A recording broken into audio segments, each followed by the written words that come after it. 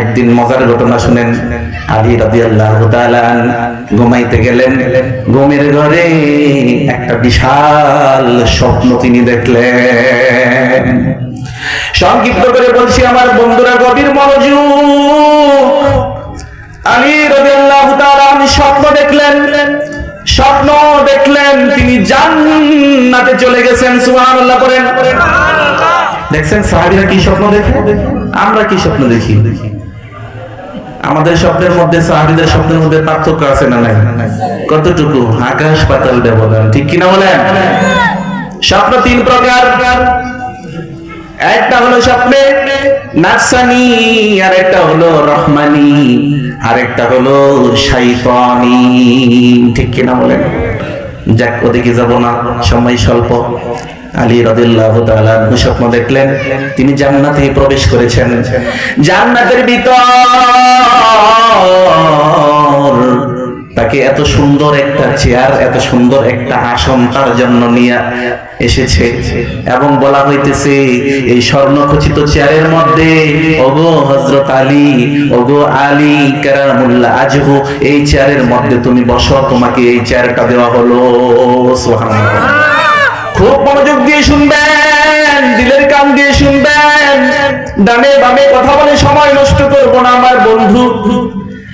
আলী বলেন, কেন আমাকে এই চেয়ার দেওয়া হলো? এত সুন্দর, সাদৃশ্যপূর্ণ, এত আরামদায়ক, এত ঝকঝকে চকচকে হীরকখণ্ডের মতো এত সুন্দর একটা চেয়ার কেন আমাকে দেওয়া হলো?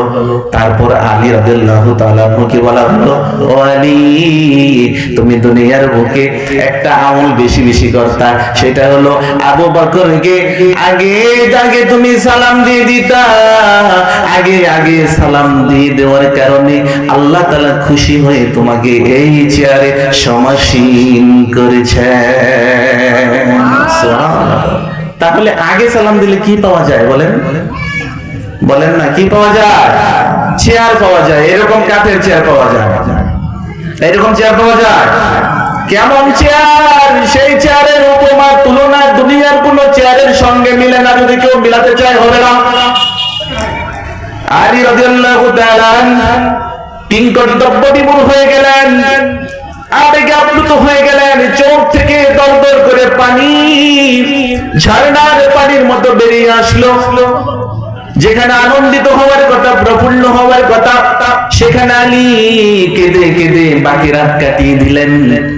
সকাল বেলায় যখন আবার প্রতিদিনের মতো আবু বকরের সঙ্গে দেখা হয়ে গেল, আজকে তো আর আবু বকরকে আগে সালাম দেয় না। সুবহানাল্লাহ। আসতে বলেন, মহিলারা বেজার হবো নাকি বলেন? এই জন্য কেন আগে সালাম দিলেন না? ওই যে স্বপ্ন দেখেছেন, ওই স্বপ্নের কথা বুঝে, ওই স্বপ্নের কথা চিন্তা করে হযরত আলী আবু বকরকে আর আগে সালাম দেয় না। এইদিকে আবু বকরের মনের ভিতর প্রশ্নের একটা জোয়ার শুরু হয়ে গেছে। সুবহানাল্লাহ। কেন এমন হলো? আমি কি অপরাধ করলাম না জানি? আমি নবীর সাথে কি বেয়াদবি করলাম? সাহাবী আলীর সাথে কি বেয়াদবি করলাম? কেন আলী আমার সাথে রাগ করলো? কেন আমাকে সালাম দেয় না? সবসময় তো আমাকে আগে আগে সালাম দেয়। আবু বকরের হৃদয়ের মধ্যে কেমন জানি যন্ত্রণা শুরু হয়ে গেছে। আবু বকর ডাক দিয়ে কয়, ওগো নবী, বিশ্ব নবী, রাহমাতাল লিল আলামিন, আপনার আলী সব সময় আমাকে আগে আগে সালাম দেয়, কিন্তু আজকে কয়দিন হয়ে গেল আমাকে আগে সালাম দেয় না। কেমন জানি হয়ে থাকে, গোমরা হয়ে থাকে, মন মরা। আমি বুঝি না। আমাকে আগে সালাম না দেয় কোনো দুঃখ নাই, কিন্তু রাহমাতাল লিল আলামিন আপনার মারফত জানতে চাই, কেন আলী আমাকে সালাম দেয় না? এখানে আমার অপরাধটা কোথায়? আমি কি দোষ করেছি? কি বেয়াদবি করেছি? কি অন্যায় করেছি? ওগো রাহমাতাল লিল আলামিন, আপনি আমাকে একটু খোলাসা করেন, বিষয়টা পরিষ্কার করেন। আমার নবী, বিশ্ব নবী আলীকে ডাক দিয়ে বলেন, আলী কি হয়েছে বেটা? কেন তুমি আবু বকরের সাথে কি হয়েছে? সালাম দাও না কেন? কথা দাও না কেন?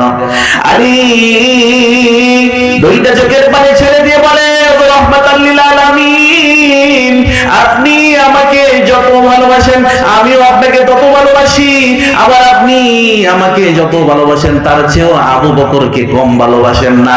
আপনি যেই আবু বকরকে ভালোবাসেন তাকে তো আমি কম ভালোবেসে থাকতে পারি না।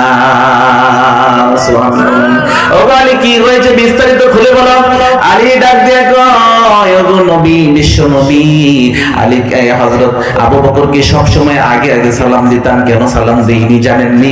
আমি স্বপ্ন দেখেছি আগে আগে সালাম দেওয়ার কারণে জান্নাতে আমার জন্য সুন্দর একটা চেয়ারের স্বর্ণখচিত একটা আসনের ব্যবস্থা করা হয়েছে।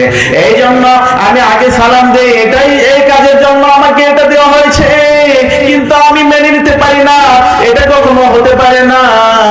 আপনার প্রিয় কলিজার টুকরা আবু বকরকে রেখে ওই চেয়ারে আমি কোনোদিন বসতে পারবো না।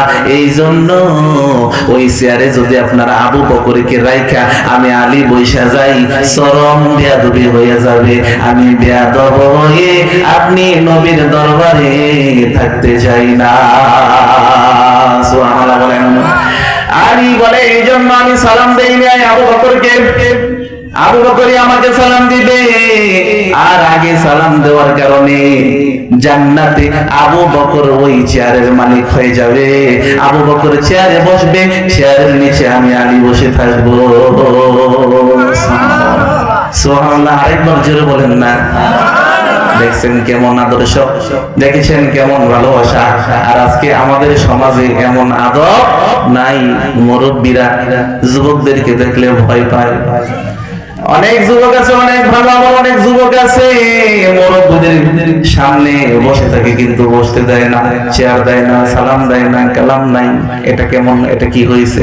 কারণ এটাও একটা কিয়ামতের আলামত। কিয়ামতের অনেকগুলো আলামতের মধ্যে